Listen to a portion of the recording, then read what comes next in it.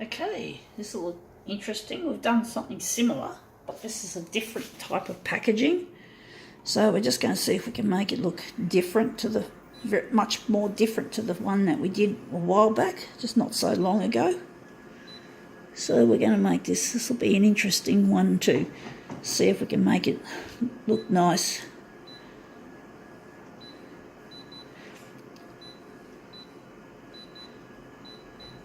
Okay.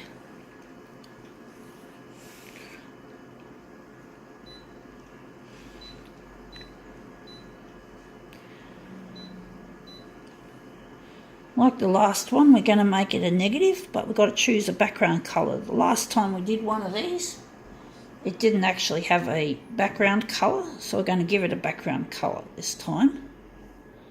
Going to be either blue, or we're going to make it cyan, or maybe we'll make it blue. Okay, going to make it blue and see how we go with this.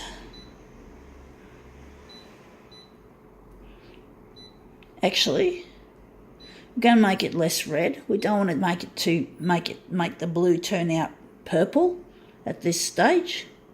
So I'm wondering, we're going to warm up the hue. Okay, let's see how we go.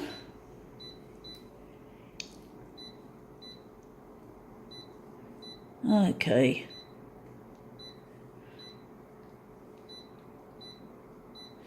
Right. Let's see what we have here. It is an empty pack of Smarties. I found this on the ground, so I'm going to use this as a demo piece. So we're just going to put it in the corner and just move it around. It's interesting how trying to be a bit of a smarty and making this Smartie packet look more interesting. So let's see if we've made that look good.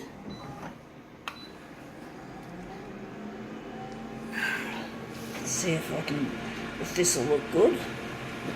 First go, and we can use that as hopefully as a master copy to make the rest of our job. Whoa, that's interesting. And it looks different to the last one. The last one we did also was a Smarties, but it was a different type of Smarties. It was a chalk block with Smarties in it. So we're now going to throw this now in the recycle bin. At least it's no longer on the street. And now we're just going to enlarge it to fit up here to make it a better shape. But I'm happy with that overall look. I'm really happy with it. It's different. It's definitely different from the last Smarties packet we did. So we're going to make this, going to enlarge it vertical. So we're going to have to enlarge it vertical and a little bit horizontal. We'll soon find out how we're going to enlarge this. So we're going here, going to take out 300, going to replace it with 135, and for the horizontal, the horizontal is meant to be 104. No, fuck off. Damn you, Konica. 104, and this one is going to be, how should we going to make it? We're going to make it 104 for the horizontal, and for the vertical, we're going to make it 100. Now it's going to be 135. I hope that's right. I hope that looks good. So now we're just going to put this on the glass upside down, and the edge here is going to be overlapped. So now we're just going to make it look good. Got to get it over the edge like that. Don't want any nasty looking borders on our copy. So now we're just going to set the rest of this silly thing up to make some adjustments. Now we're going to get rid of that. We're going to get rid of the blue. And we're going to go here and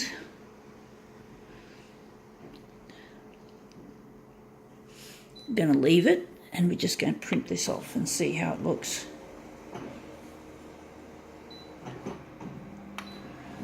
Okay.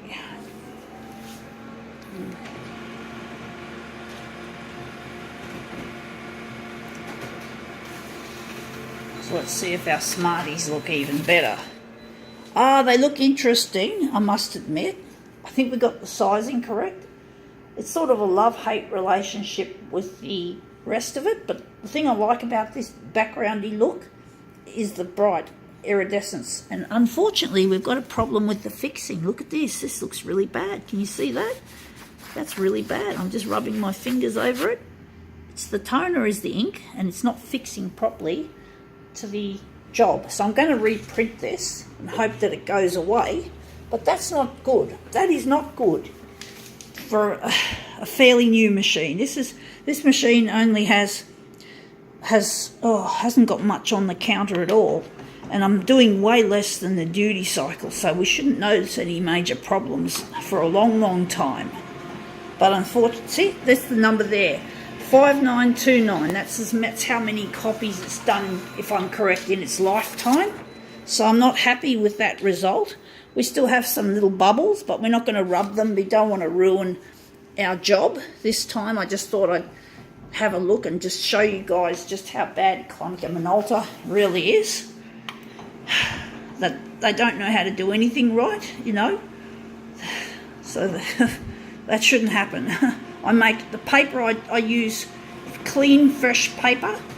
Oh yes, I still use the whole ream, but I put the ream back in the box. Put the ream back in the packaging, then put it back in the box, then put it back in the cupboard. And in the cupboard there's some damp red, so this shouldn't be making those bubbles. There should be nothing wrong with the paper, to my knowledge. But I don't know why, but stupid Konica Minolta are not smart at all. The only thing I can say about Konica Minolta and being smart is that they're fucking smarties, as in smart Alex. So the box of smarties could represent Konica Minolta thinking they're smart or wanting to think they're smart by designing a screen that's supposed to simulate a mobile phone's functionality, but it often causes grief sometimes. It sometimes does stupid things. Sometimes when I'm under pressure, so I get really pissed, and I'm sure people in the office working in very busy and high stress office environments will not appreciate it either when it happens. I don't think I can make it happen. It usually happens by accident when I'm a bit careless pushing the buttons. Sometimes I just scroll, like not these ones. We'll go here and we'll demonstrate. Sometimes you can press a button and it does that. That's not good. That's not good. That's frustrating for me, and it would be even more frustrating for people trying to get their jobs done with strict deadlines, not guidelines, deadlines. And it's not good to have an annoying screen functionality while you're under a lot of pressure to perform and to get the work out. So it's not good. So I'm not happy with Konica Minolta. I don't like them as a company. They're fucking assholes. They're bitches that work for that company. And of course the CEO is the biggest bitch of all, along with the fucking shareholders and whoever else. And this is actually showing there even worse. I didn't even have to rub this. This wasn't even rubbed. And look at it. Look at the bad fixing. That's not acceptable, Konica Minolta. I don't know why your fucking machine is doing that. It's really not meant to happen. I'm sure, it's happened before. I mean, seriously, Konica Minolta have got to get their fucking act together. I don't know how their fuser rollers are designed. I don't know what the surface is like. It's probably cheap and nasty Teflon or something like that. So now we'll just call that quits. We'll just ignore that fucking problem for now, and let's just enjoy looking at the finished result as it is.